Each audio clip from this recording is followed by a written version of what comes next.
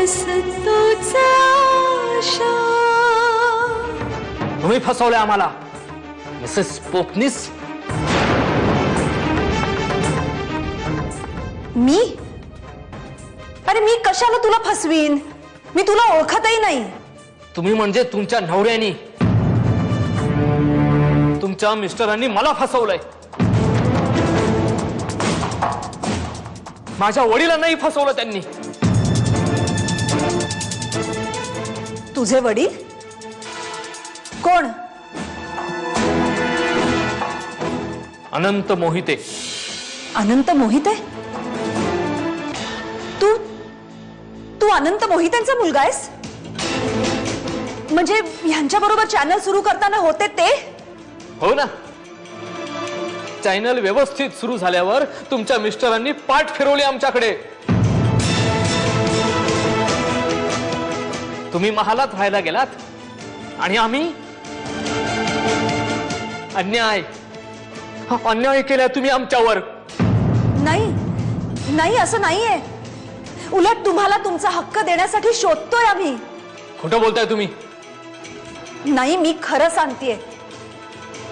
ह्यांनी ह्यांच्या मृत्यूपत्रातही हीच इच्छा व्यक्त केली होती. मी शब्द देते तुला, हे बघ, मी तुमच्यावर अन्याय होऊ देणार नाही.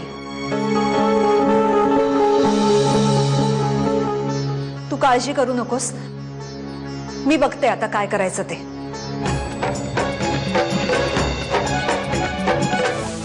उद्या आपल्याला आप्पासाहेबांकडे जायचंय.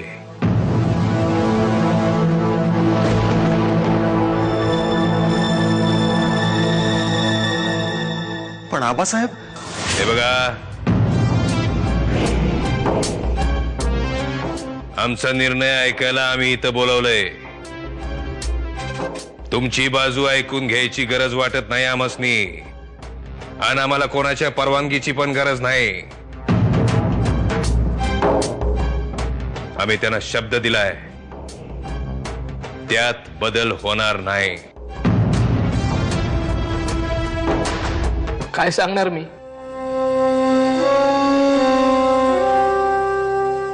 खूप हालात दिवस काढले आम्ही, खूप.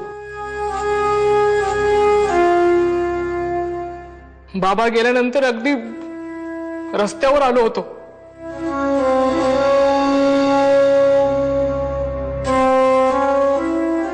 खूप वर्ष झाली या गोष्टीला.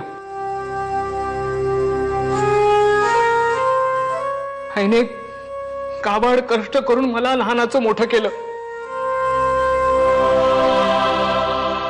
राहायला घर नाही म्हणून अश्रितासारखं राहतो मामाच्या घरी.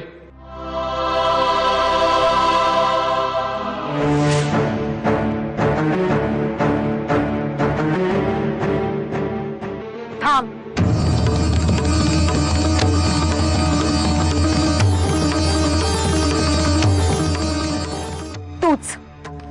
तूच माझ्या बाळाला माझ्यापासून दूर केलंस. का केलंस असं? का असं केलंस?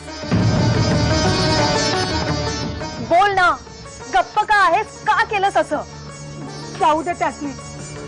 मी तुमच्या पाया पडते. तुम्हाला तुमच्या लेकराची आण आहे. खरंच चुकलं आमचं. आम्ही असं नव्हतं वागायला पाहिजे होतं. माफी करा. मम्मा काही बोलली तुला? कशाबद्दल? मम्मा त्या मुलाला भेटायला गेली होती. काय?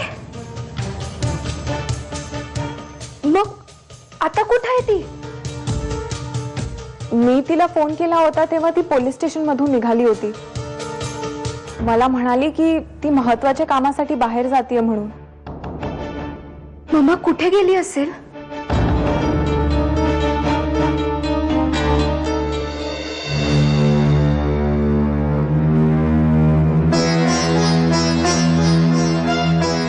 आपण अनंत मोहितेंच्या मिसेस का? हो.